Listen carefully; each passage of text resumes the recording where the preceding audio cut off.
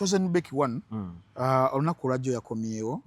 because story eno ebadde eri mu kurolling ekyarolling olaba nga carpet wogifuna ng'olina ogifunyulula naye nga katugeze carpet olina mita nga 10 nti wawanvu ready kati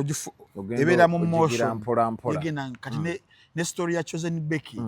ebadde mu motion okuva I think this year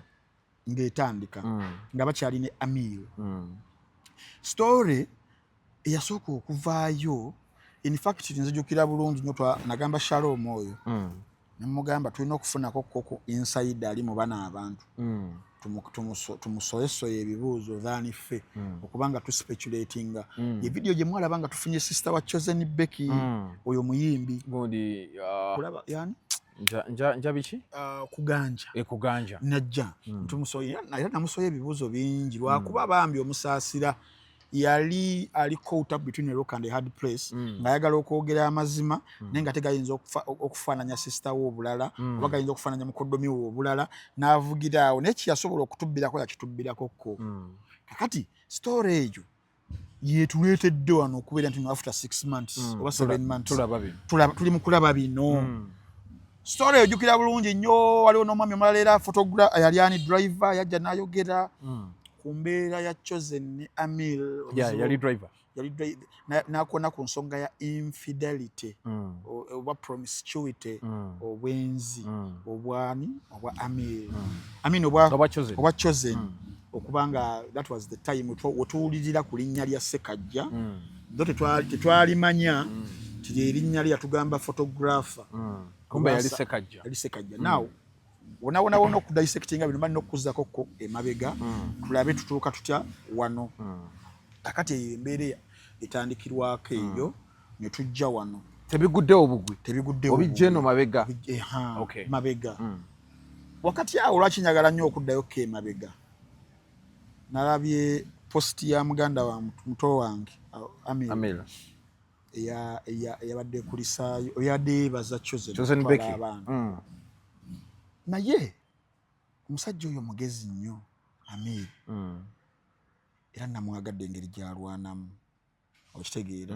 omanyi posita kyebadde tegeeza simanyi ngamba naye ng'ojjukira yagiwandiisa saagiwadde nnyo budde yagambye neebaza nnyo mukyala neebaza nnyo mama w'abaana bange twala abaana eri mukama akuddizeewo emekka golowooza etegeeza ki kiri emabega etegeeza nti maama oba Chosen ye sponsor ye investor so si musajja yagadde kuba bituli musajja naye mu magezi kati buddayo ko eri emabega ensonga ezo wezajja ojjukira omusajja engeri gye yali alwanangamu omulaba wabwongomuko Michael Scofield ng'amanyi public kyeyagala okuwulira kubanga mu interview yaffe ne kuganja yali yatubuulirako ko nti ne Kagoggo yalimu ng'ani akuba ate Chosen yali kube mukazi wattu kati era Chosen wayogera statement eri mu proposal n'agamba nti ate omusajja gwe nafunye takuba naye ngatta yabyogera ne mukayimba yansabula embooko n'ansuula eri webale kati ne Chris Evans kati ebyo byonna nti Chosen yalagezaako kubanga asiiga ekifaananyi ery'omusajja ono eri public ng'agiteekateeka wabula ng'omusajja gwe basiigako ekifaananyi naye nga mugezi nnyo afuna engeri gyakivaamu kati nze wenjagalidde obwongo bwa Amir mu lutalo because ebyaddala luno lutalo ebyaddala luno lutalo si David lutalo abantu bo bakirabireyo bali balowooza nti Chosen ali mu kantu and nekyala kyenjagadde ku Chosen Becky ye Chosen she's a very very good drama actor muzanyi mulungi nnyo kuba Chosen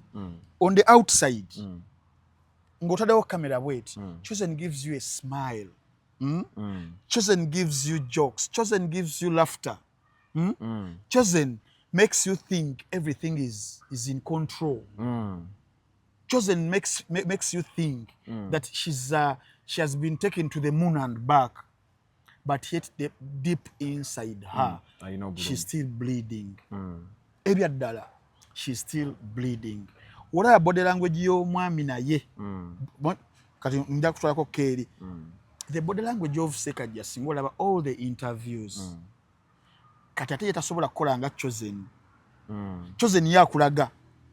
the positives the body language yakulaga negativity tekulaga in the inside akulaga nti ali bulungi kati ate ye Sekajja olaba body language ye olaba there is something wrong there is something he's dealing with one nti ali mu relationship eze olwa consequences eze mabega nga abadde alina we yali nabera elevated natuka ku level eno tiyajanga kirina nafuka manager nti waliwo wakati awo elements of betrayal eza okitegeera kati ya deep inside he's carrying what we could call a burden of guilt a burden of guilt okitegeera yali mujikaringa ebyaddala psychologically kati olengera body language ya Sekajja nga teyeyagaza as such but because of Chosen who is a very good drama actor he has to take part. Chosen beke ya mugumya agumya tofaayo kijja kuba bulungi natenga amugumya naye ino obulumi mu mutima obutalabika webale nnyo okitegeera je kutandikire kakati on the other hand waliyo character endala era ze nginyumyanga because it seems like kati gotandisa kujinyumyanga movie it seems like a soap opera bazitanga soap opera zezo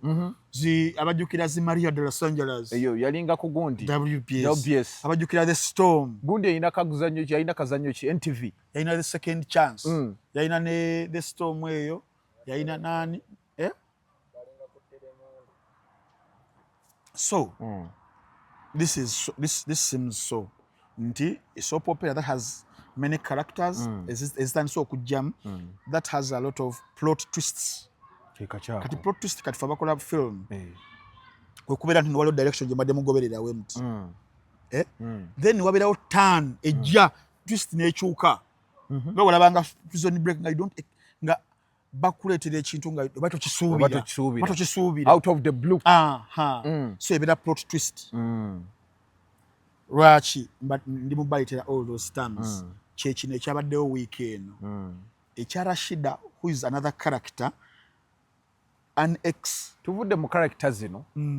ezasookawo yes Chosen Becky Amir Sekajja in fact the protagonists of this soap opera they are two who and who Chosen Becky and Amir then onajjamu bono bajjamu buzi bajjamu maaso nga kamuvi kaffe katandise gun actor mupetenajja they are called sub protagonists nabo ne bajja ne batekinga part nenga ababiri abatuzanyira film bano lava boy and lava girl Chosen Becky and Amir because your movie etandika myaka nga mukage emabega kwa kati mulimu element y'abaana kuba bano tebaalimu bakiyingira mu buyingizi okay Ntambi atawo nkutege nekati bana babiri bo bakyali the main era lutalo luno tuli wakati w'abano lutalo luli wakati tukyali wakati wa ziri enjovu buno bukyali busubi buli eno yes nti lutalo lukyali wakati wa Amir ne Chosen olunene then mulimu sub plot bwe bano kati mbadde Sekajja Rashida kati kanzoke ku Sekajja ne Rashida abo nabo mbadde dissecting oluvannyuma lw'abana ababiri Chosen ne Amir okufuna obutakkaanya bwabwe obw'obufumbo obuteewalika buleetera side ya Chosen okubeera nti nno ali mu state of like she's really broken webibeera nga bituufu nga n'ensambagereza amuyitamu n'empi bituleetera omuntu oyo okubeera nga psychological and emotionally ali drained nga yali desperate mu kaseera ako ng'ayaayaana omuntu ayinza okufiiringa void eyo mu ngeri gye bayita eya express mbadde awo ekyanja n'owonkubidde nga situuka nga ndi mu kufuna blazer gye ngenda ogenderako mu Serene wa Shiba kati ne baŋŋamba tusobola okugibawa ne bagirongoosa naye tulina ka express kamangu kati akamangu tekakola nnyo nga kiri kyebawadde time era yaŋŋambe kamangu naye kajja kukolera nnyo nga masiina budde kola ki kakolanga kakati ne Chosen yali yeetaaga someone asobola okufiiringa void mu ngeri ey'amangu express kyova olaba nti ekitimba kyakwatirawo yali okumpi eyabali ku nniya nga abali ku niya ebimuliko byonna in a normal world eya chosen in an idealistic world eya chosen tiyali chosen the Sekajja maybe njone gududde yandibadde yeetaaga omuntu omulala yandibadde weetaaga muntu kubanga ono already aliko bino byembadde nkugamba ne musajja bali mu carrying the burden of guilt tunabadde photographer abadde bichi abadde mukwano gwa oli yamuwa omulimu byonna ebyo okitegeera kakati chosen obudde tebwaliwo kubeera nga agenda mu katale agenda anoonya yeeroboze yafuna kano kobadde ogereke babadde bakuwa kano kajja kukola webale nnyo afune kya express ekyama afiringe void kubanga afa ali mu kiziiro painikira nga mu movement ene ya Black Lives Matter tugenda mu covid ya George Floyd twali mu covid gwe basaaka evivi omusirikale agamba I can't breathe kati ne chosen mu relationship ye ne Ami it seems she couldn't breathe anymore kati oxygen nga abakamubaki kati olebaddeko fe twawugiranga mu bidiba eyo olumu ne ku nnyanja mukyalo nga tugenza mu kuwummula ekyo naye nga babagaana okugenda mu bidiba muyinza okujja kufiiramu webityo natuukako ku kaseera nga ngenda kubbira mu nnyanja olwo tuvudde mu bidiba tugenda mu nnyanja niwe oba nafuna kiki neekwatako nti wobeera obbira kyonna kyeweekwatako oba wekutte kugulu kwa munno kasita oba ng'ogenda kuwona webale nnyo kati ne wano chosen nti wakati mu kubeera nga anoonya oxygen ali mu kuzira ateereddwako evviivi lya Ami wano tuli mu kwogera mu metaphors bwe Kadaama ali yayinza obutabitegeera kati ngenda okukiikirira Kadaama leero metaphor olumu ebigambo twagala okubikwekamuko okitegeera kibula ne mugamba nti ateereddwako evviivi not literally nti yamusaako evviivi aziire not literally nti yali amuziiza oba mutaddeko gundi kyengezako kugamba nti wakati mu kunoonya survival eya okufiiringa emotions ze yalina okwekwata ku kyali awo awone bambi aleme kufa kati kwe kufuna mwami Sekajja ate nga ye yali kumpi ekiri okumpi kyekikutaasa kyekitiri kiri wali ogenda kufa n'okikwata n'owona okufiira mu nnyanja mugonde mu kidiba kati ne chosen bambi obulamu bwakoze eki kyobola nkutandikiza wali nti siri nnyo mukugu mu psychology siri nnyo mukugu mu ndowooza z'abantu nakyebyo naye olumu oba oteekinze obudde n'osoma tuziyita chronological events eziri mu happening essaawa zino n'otunuulira ne body language badde nkugamba nti it seems like chosen wadde atuwa the smiley face but inside alina kyalwana nakyo era posta eyo yagirabe ya Amir osagamba naye ogusajja guno lumbe waki ate onkuba mu biwundu okitegeera kati yawulira bubi naye public ate eraba Amiri ng'omusajja omulungi ennyo ate alina buzibu ku mukyala we akongratulatinze ne banne kumba ali mu kuba musajja omukazi chosen kyagala okugjawo public wakituyita perception the perception mu bantu public endaba gyerabamu ebintu naddala the rightful thinking members tuba batono abasigadde balowooleza ku emotions bambi nedda nakola bwati kati for the rightful thinking members abatapakuka abateeka okutu ku ttaka omulaba avaawo kyobola ffe bana bali emotion batuvuma nnyo Ntambi wefuula omugezi Ntambi oli musiro olaba Ntambi yalidde Ntambi yalidde kumbe gwe watutte obudde n'olowooza okusinga ku ye so mu mawulire tukiyita critical thinking everyone thinks buli omu alowooza but then waliwo abantu abatwala obudde ne bekkaanya kye bayita critical thinking nti awadde endowooza naye nga ya kikugu critical akirowoozezaamu mu research kye bayita literature review kitegeeza ki literature review artistic works ezisinga nyimba movies butabo zibeera artistic works mubeeramu a lot of literature and what so okureviewinga works ezo toreviewinga nga omuntu agenda okunyumiza emboozi mubeeramu ebintu bingi nnyo ono omuntu owa bulijjo byayinza okuyisaako amaaso ng'alaba it is all good naye gwe nojja owabanga ebadde muli mugaba scale 10 out of 10 1 out of 10 nenza nempa 2 out of 10 nenga mpadde ensonga nenzeyo obunafu bw'omuwandiisi nti wano firimu yabadde tambulira wano ate tugamba tabwa tate wano yatulese wano bw'ati ndowooza ali eyo ntegedde ensonga lwaki mbuziza akantu kano omugezi antegedde kati mmwe temuyita kuno oyingirira ddala omusajja ono yakoze statement eyo naye yabadde ategeeza ki yagikoze mu bulungi mu bubi bino bye yawandiise bitegeeza ki yawandiise birungi birina kye biyamba gwe n'obikubamu kati ndi ku muntu owa bulijjo producer affe yani ono Good Gerard kati Gerard tabitegeera ye muntu wa bulijjo kintu kyokoze si kirungi yandi okumpi nange ndi mukusika tonyize sebo tonyize kale tugendera Ntambi bwatyo nti ku muntu owa bulijjo alaba nti abire musajja muki mulungi talina wadde any bad intentions eri chosen nenga ono olutalo tuli mu lwa emotions si lwa fists si kwekuba teri lutalo lusinga bubi mu nsi ng'olutalo lw'ebirowoozo binolowooze nnyo nze omuntu ankuba n'agenda natambeeza okubeera mu nnyanja ya birowoozo kyobala abakazi abamu olina boosanga abakazi abamu nga bawa amukuba naye nga tavaawo waka ali awo nga tavaawo ayagala musajja we naye ne wabeerawo ffe batuyita toxic men tukyunyisa birowoozo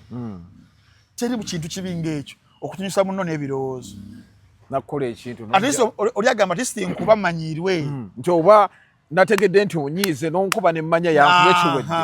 naye kati waliwo baffe nga birowoozo omuwala n'abeera mu myaka nga okitegeera sigaye muno ndi bwetu bannaye sejja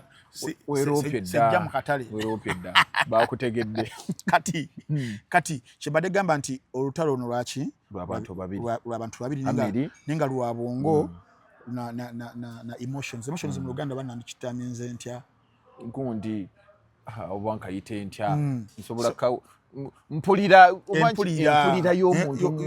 munda lutalo lwe tulimu lwabano kyobola bagambye nti Amiri wakola post ekyo on the outside ku public bakubengera bakubira Amiri nayo agenze deep and the inside ono laba bye point lwaki mbale nkubulya ku kibaita perception eri the rightful thinking members the opinion leaders the Frank and Tambis of this world abo beratunula ne bagamba ne bascrutinizinga ne bagamba Sekajja katugeze no Sekajja amulese tu professor ne batunuulira abadde akola mulimu ki mukubi wabifaananyi abadde afunanga sente mmeka oli yazisalawo Chosen yasalawo ne bakuba range ne bakuba ne bagabisaamu ne bata calculator ne bagatta ne bagijjawo ne baddako ko ne bagayeta kyota abacus nawo ne bagatta ne tugenda mu embeera ya body mass brackets of division addition subtraction bagenda okukola ne bafuna toto nga financially talina busobozi sokopozenga mukatono nti perception yaffe abantu tulabirawo nti financially mwami Sekajja talina muscle financial muscle esobola kupulinga off what we've just seen the proposal okutwala omuntu emeka gonna agaaliko ngende ezo na biki byonna kakati Chosen kyayagala okubikka kyova olaba nti we bagenda ku lugendo olwo lwalese ebizibu nga gye tugenda okugenda mu maaso awo olwa humra aluteeka ku mwami era amwebaza webale kututwala ate si ye musiraamu Sekajja kati alagamba oli byamulema yali musiraamu naye byamulema then she is attributing everything to this one ne proposal yennyini nti the attribution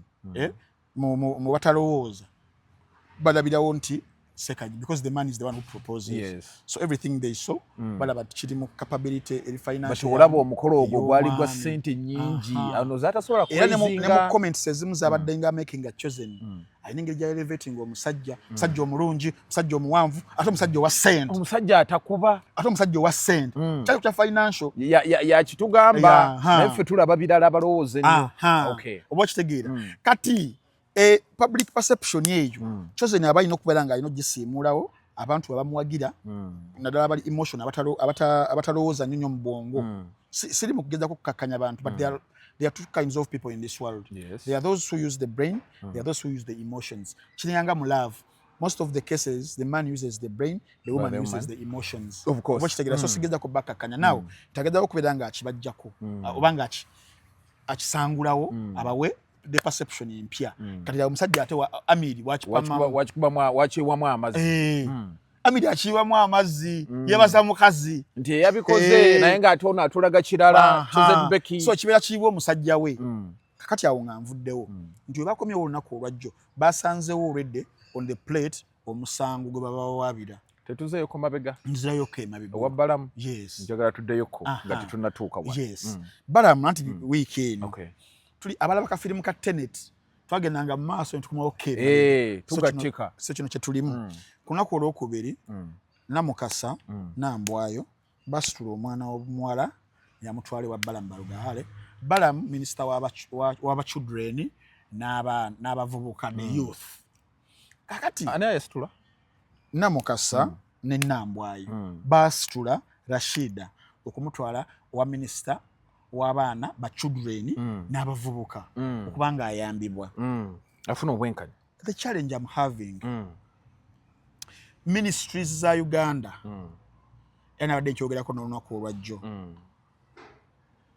the reason why tuzifunamu kyetulina kubanga tuzifunamu nti olumu they want to play to the gallery. What do you mean? Amawulire bo baagala manews there is no way you're going to solve kibeeranga kubamuka akafaananyi director wa CID Mwami Magambo Thomas Tom nga waliwo murder case erina okubeera solved ne bafuna oba ba suspects naye kuba bakutte kamera negenda mu office interrogation yona kamera you won't solve anything. Buli kimu kiri mu butaala. Yes, you can't solve anything. So ne matters ezimu ezazigenze mikono ng'egyo ebiseera ebisinga kamera zo zirina ba off no solving. That is the best. Balamu ye guno yagufuula muze each and every issue gyakwatako ayina giteekako mu mawulire oba kintu kirina kikimuyamba. No, because ne gwe yasikira kali yafuuka no mu office eyo ministry mawulire naye oli yagenda ogivaamu nga bamukubye bulungi takyagaagala Balamu ye mugumu Balamu musajja wange nno Balamu naye ye mugumu muko tebimulya mugezi amanyi bannayuganda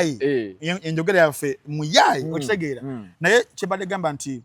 bannaffe abamutwalayo eyo yes ekiruubirirwa sikirina buzibu ekyokwagala okuyamba but then script ne mugiwandiika bubi. Ani yawandiika script? Whichever kwaba babiri yawandiika script yagiwandiika bubi nti baayokyezza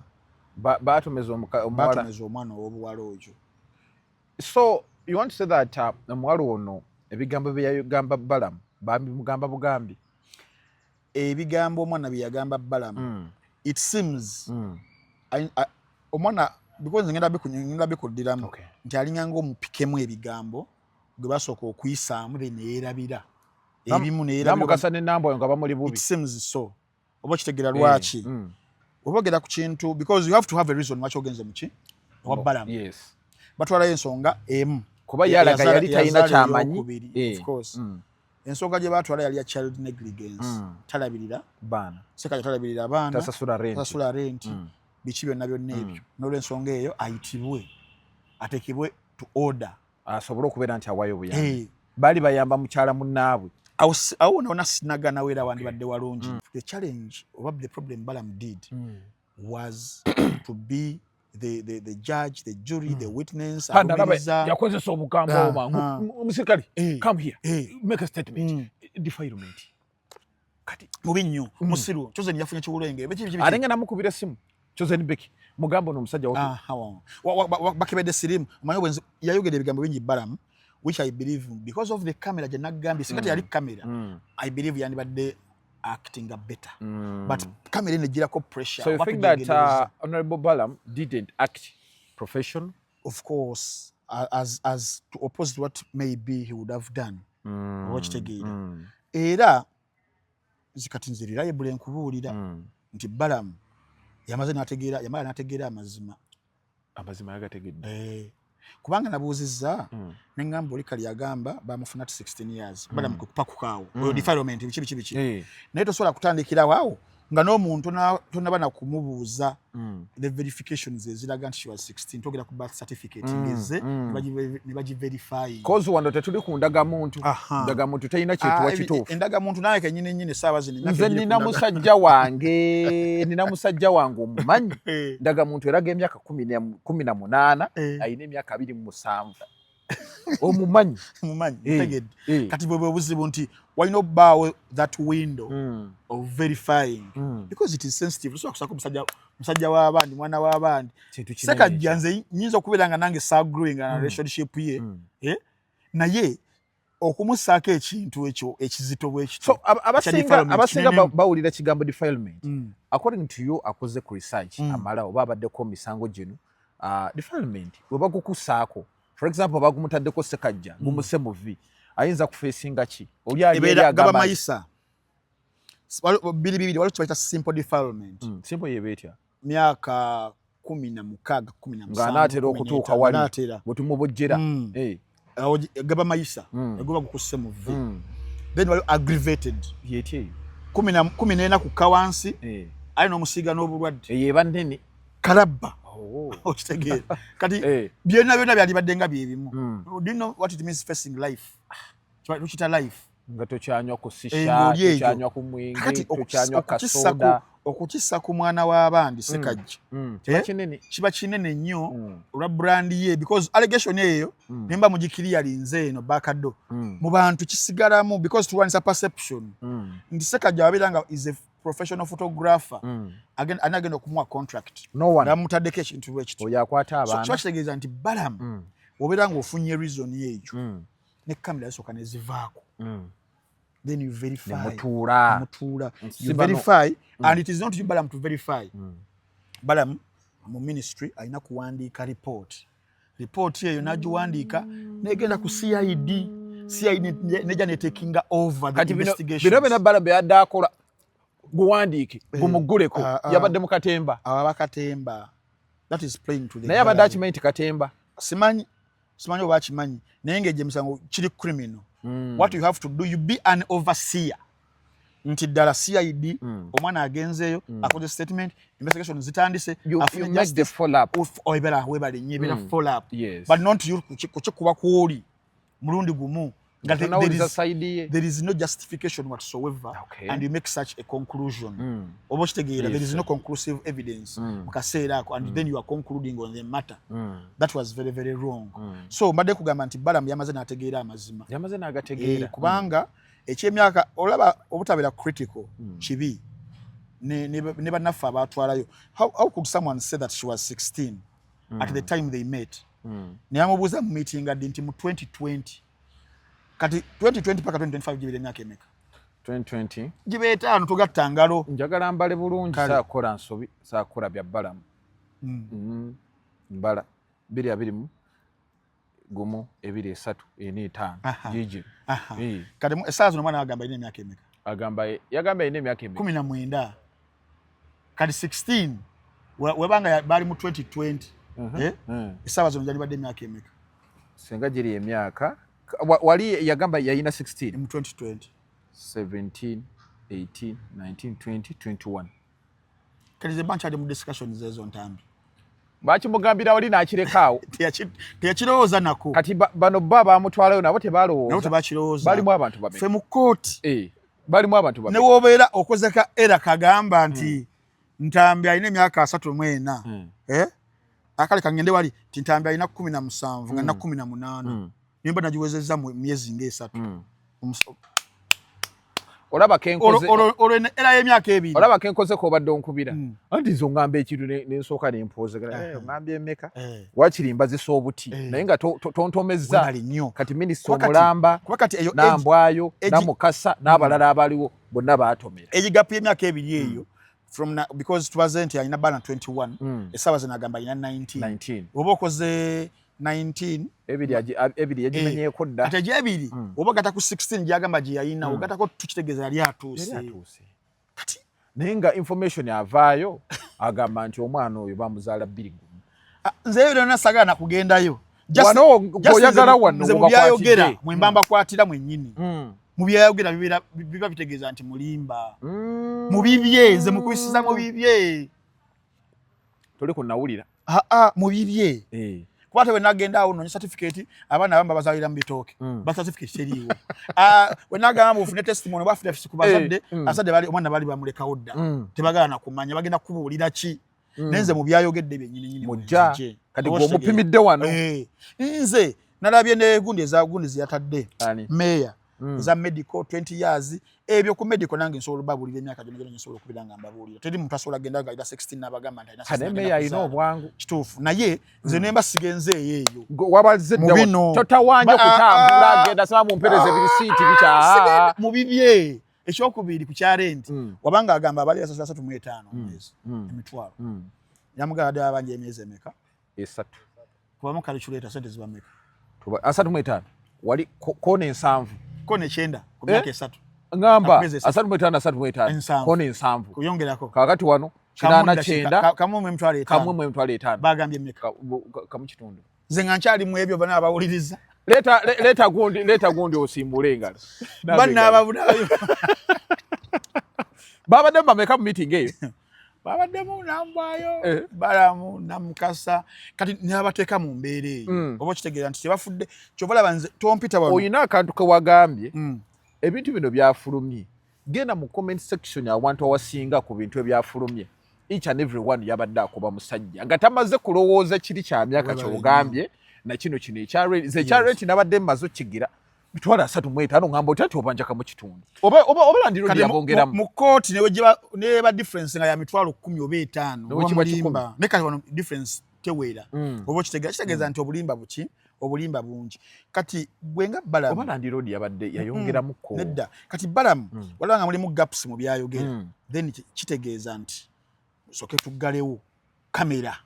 tugalewo then tandika okuverifying buli kimu kyabadde atugamba tu verifying tunoonyereze verification takes time verification okufuna obukakafu musobola n'okumala emyezi 2 nga mukyala munoonyereza wakitegeera kati temukikoze mukoleddewo mu bwangu because kamera ziroolinga like according to you Frank kino kirekawo Balamu credibility ebeefa takyagibwako hadithi ayinza okugibwako kwabo nze Balamu gwe mmanyi si musajja mubi Balamu si musajja mubi yali yagadde okuyamba era simuyinamu nnyombeera naye kati situations zigenda nga zeegata zipayiringa ng'ekintu okigendamu lwa mawulire papa ensonga za Shine Dips zize oyo akwatibwe takwate bakwatidde sigezaako kuqualifyinga nti abaana bakwatibwe ate era engeri bakoze batya naawe mulamu awe akagamba n'akateeka waawo sigezaako kugamba nti nno banjagala abaana bakwatibwe naye ndi mu kugamba nti bingi byazze n'akolerawo okusalibwawo okwamangu naye nga teri kunoonyereza kwakoze ne bikomaawo ensonga za gundi zizze ezo no mwami Don Chris papa belelele ezo zonna zibamukamera obokitegeera so kibadde gamba nti Balamu kuno yamaze